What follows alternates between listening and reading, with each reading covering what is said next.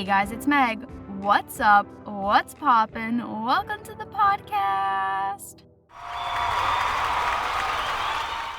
Ever since we were young, we heard stories of the deep blue ocean.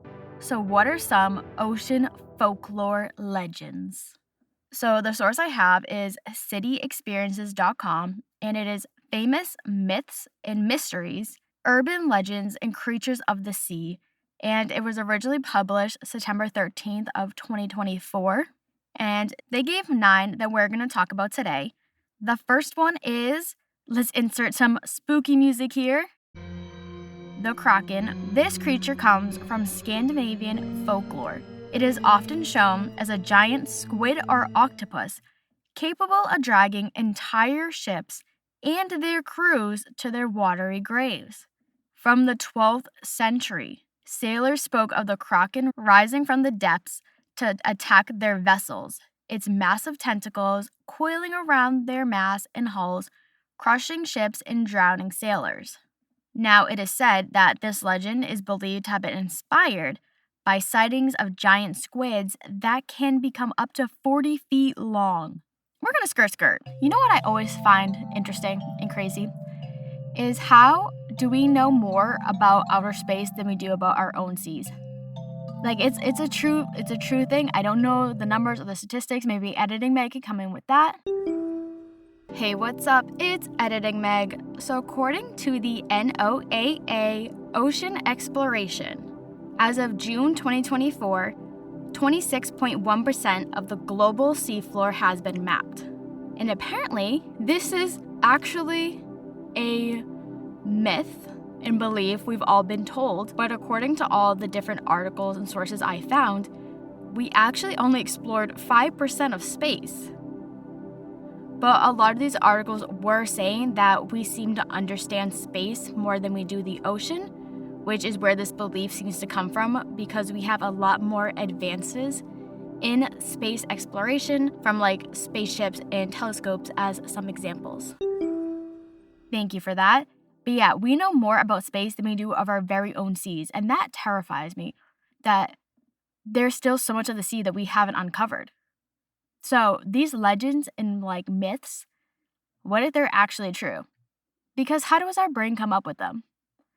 I feel like it's very hard to come up with original thoughts and ideas lately, so it's like we had to have seen something that remotely looks like it in order to think of it. But yeah, it also makes me believe that mermaids are real. Just found that out there. The second legend we have is the Flying Dutchman. And no, I'm not talking about the guy from SpongeBob. This is a ghost ship legend that has haunted sailors since the 17th century.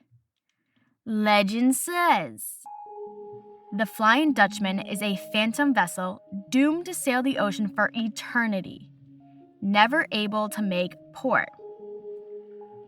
It is said that the ship and its crew are cursed due to the arrogance of its captain, who defied a storm to reach the Cape of Good Hope and swore he would continue sailing, I quote, until Judgment Day.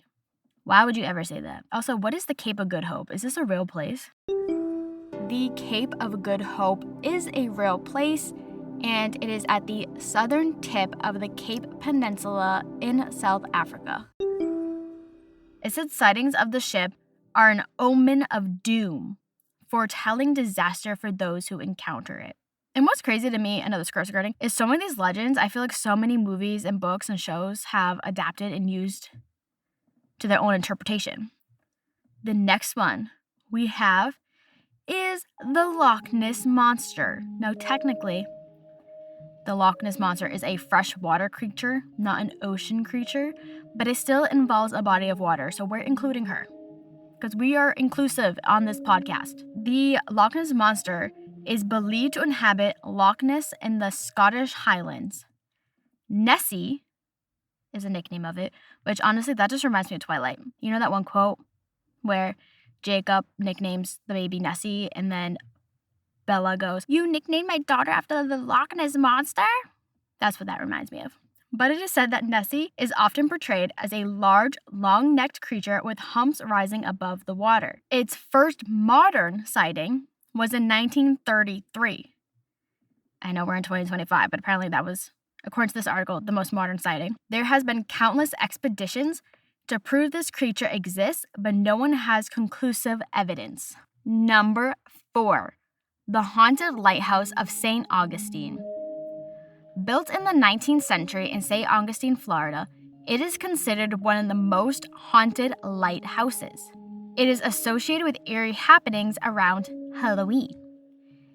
And it has a history of tragic accidents and mysterious deaths.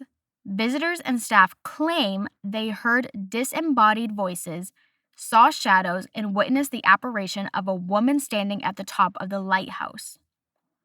I feel like my mom always watches those ghost shows where they go and investigate places. And I feel like this lighthouse was on one of those episodes because I really remember the woman standing at the top of the lighthouse because I think something tragic happened to her.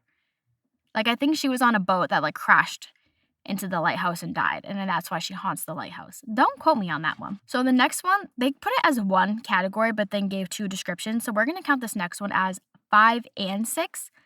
And this is mermaids and sirens. So mermaids, we're going to start with them. They are half human, half fish. Descriptions of mermaids date back thousands of years across various cultures and all over the world. I think one of the most, this isn't part of the article, this is just me talking. I think one of the most famous recordings we have and documentations of mermaids is The Little Mermaid is it by the Grimm brothers? Is it by that Hans man?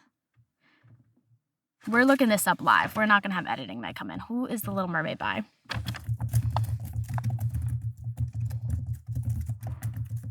Yeah, it's written by Hans Christian Andersen in 1837, and it was a lot darker. It's not what Disney has made. Oh, that's actually a really pretty cover. Ooh, I'm getting distracted. Where are we? Where's the podcast? Don't get distracted. Don't get distracted. Where did we leave off? Okay. They're often portrayed as beautiful women with long hair, enchanting voices with fishtails, living in underwater kingdoms. Mermaids are benevolent. I looked it up beforehand. I did a little bit more research. That just means they are kind and positive in many legends, helping sailors navigate rough seas. Merfolk is believed to have originated from sailors mistaking manatees as humans when viewed from far away. They said apparently a manatee from very far away looks like a human. I was going to say something else about mermaids, and now I don't remember. Oh, the underwater kingdoms, Atlantis. That's another urban legend that we did not cover. I should have put Atlantis in here. Anyways, before we keep skirting, number 6 is sirens. These are mythical sea creatures often depicted like mermaids. However, they usually have malevolent, means bad or negative, intent. According to Greek mythology, their songs would captivate sailors who would steer their ships towards the sound of the music, only to crash upon the rocks. They are said to inhabit remote islands and rocky coasts. Number 7. The Headless Pirate of the Outer Banks. The Outer Banks of North Carolina are filled with pirate stories. But this specific legend is, this ghost is the spirit of Blackbeard, a pirate who was decapitated during a battle at sea. Locals claim they've seen a shadowy figure, dressed in tattered pirate clothes, walking along the beach or drifting a phantom ship offshore, his headless torso glowing in the moonlight. And it is said that if you're on the beach and you hear footsteps behind you, it's most likely Blackbeard and you should run. Number 8, the Lusca. I don't know if I'm pronouncing that correctly, but this is a creature from Caribbean folklore, particularly around the Bahamas. So this is a monstrous sea creature that is part shark, part octopus. Which, I know I skirt a lot this episode, but what's one more skirt? Why are all these folklores and legends hating on my octopus? They're hating on my octopi. I love octopus and octopi. I love octopi. I don't like how plural of octopus is octopi, but I do love them. They're so cute. They're so fun. And Remarkably Bright Creatures by Shelby Van Pelt. Everybody needs to go read it. There's an octopus in it, and I think that's what fuels my obsession with them. But anyways, this folklore creature is believed to inhabit underwater caves known as blue holes. They are extremely aggressive and capable of dragging boats and swimmers to its depths. It's said that this could come from unusually large shark or octopi and the unexplained disappearance of people or boats near the caves. And the very last one that we're going to talk about is, drum roll please, the Sea Witch of Block Island. So off the coast of Rhode Island is Block Island. According to locals, the Sea Witch is a ghost of a woman who was accused of witchcraft in the 18th century. Or does that say 10th?